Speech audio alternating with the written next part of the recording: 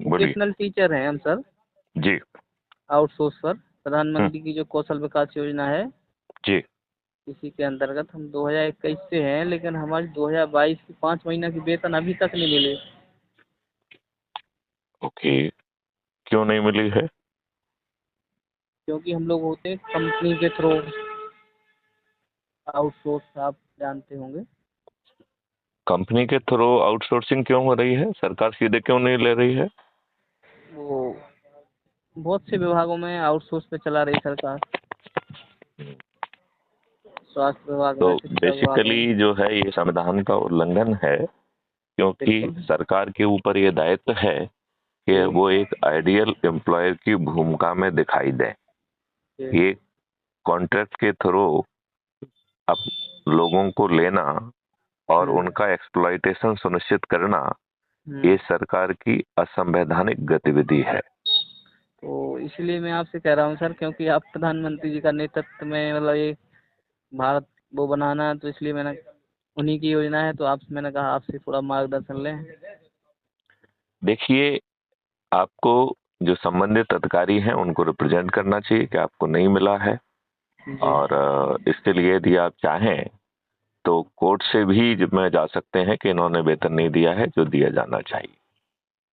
ये जो 2022 से आपका तीन टर्म सालें ऑफ हो गई सर। एग्रीमेंट, ये वेतन देने की जिम्मेवारी तो ठेकेदार की होगी ना, सरकार की तो नहीं होगी ना। वो ठेकेदार बोलता है सरकार ने नहीं दी, डीपीआई। नहीं तो ये ठेकेदार को और सरकार डीपीआई से लेने। बोलती कि मैंने दे दी, वो ठेकेदार नहीं दे रहा नहीं तो पेमेंट। ठेकेदार ने नॉन पेमेंट, आप जो है आरटीआई के तहत सरकार की जानकारी लीजिए।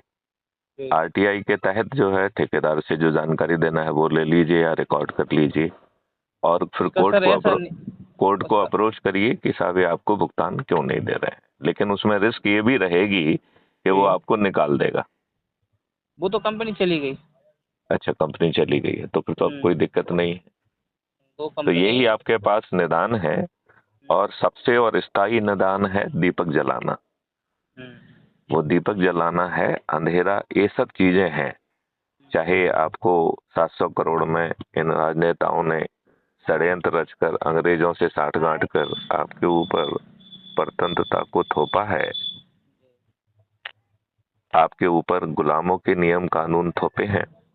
इसलिए आप, एक एक इसीलिए अदना मैं सा आपसे थोड़ा मार्गदर्शन लेना एक चाहता। हाँ अदना सा सिपाही जो है जी। वो आपको अरेस्ट करके जेल भेज देगा बिना किसी उचित कारण के। हम्म। आपके पास केवल एक ही विकल्प है जी। कि अपनी जमानत कराएं।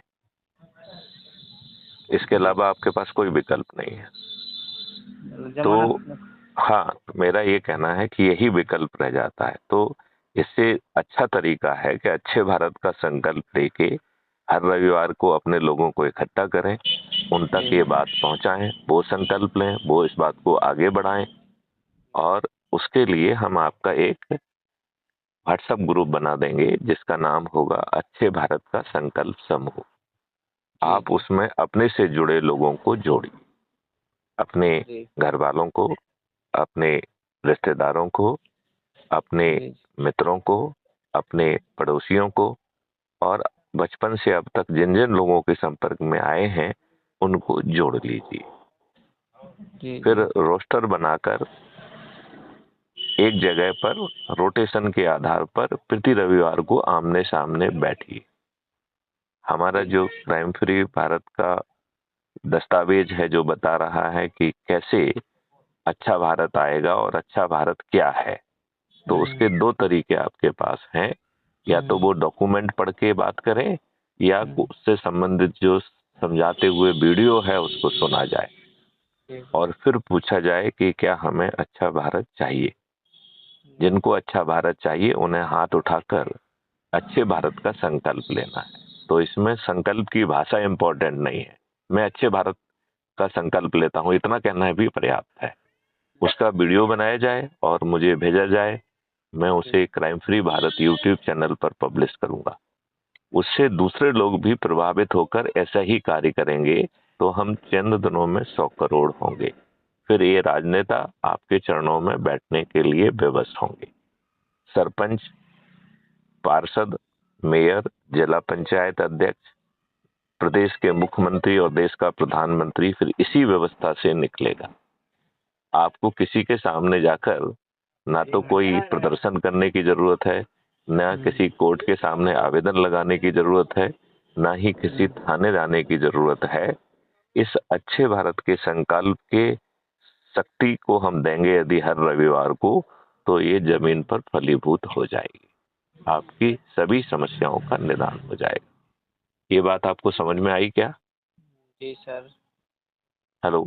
हाँ सर, हाँ सर। तो बस ये आसान उपाय है, इसे करिए, और जो आप अपने लेवल पे और कर रहे हैं उसे करते रहिए। उसमें यदि कोई मार्गदर्शन चाहिए होगा तो मैं आपको जरूर दूंगा। ये मार्गदर्शन सैलरी का मैटर था सर, तो मैंने कहा थोड़ा आपसे मार्गदर्शन लें, क्योंकि हम लोग कई बार DPI कोर्ट में केस भी देखो, लगाया कुछ ये तो लोगों ने। दुष्ट व्यवस्था है। इसमें जो मैंने आपको मार्गदर्शन दिया है उसको करिए, परिणाम सकारात्मक आएंगे, इस बात की संभावना कम है। क्योंकि व्यवस्था दुष्ट है, वो परेशान करने के लिए बनी है। हर कोई इसमें भ्रष्टाचार कर रहा है, हर कोई बिल्कुल पैसे यही खा चल के रहा भाग था। जा रहा है, हम कहीं लोगों सुनवाई का हो नहीं रही है, आपका सिर फटा हुआ है, थाने से गाली 26,000 देके आपको रुपये भगा सैलरी दिया जाता सरकार है। से, 26,000 सैलरी सरकार से वो है, और देते हैं 20,000 रुपया है।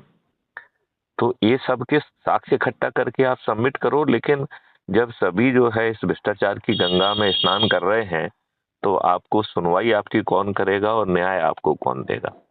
तो आपको नहीं लग रहा है कि रविवार को अच्छे भारत का संकल्प लेना बिना किसी दिक्कत के ज्यादा सरल उपाय है, और 100 करोड़ हो जाकर पूरी व्यवस्था को ही बदल देना ज्यादा आसान है, इसमें कम भटकाव है? क्या समझ में आता है मिस्टर छोटेलाल कुशवाहा? जी सर, नहीं मुझे समझ में आ रहा है, बढ़िया है सर। नहीं, आपके जेहन में कोई बात समझ में आ रही है या अभी भी आप कंफ्यूज्ड हैं? नहीं, हमें आ गई है समझ में। तो बस लग जाइए आज से। ठीक है चलिए, सर, जय हिंद, वैसे जय आपसे। भारत, वंदे मातरम, जय गुरुदेव। एक सेकंड। हेलो। या एक हेलो। सेकंड हटाइए। हेलो। ओहो, कहाँ चला गया ये? हाँ हाँ हाँ बेटे। सर कहाँ रहते हैं आप वैसे?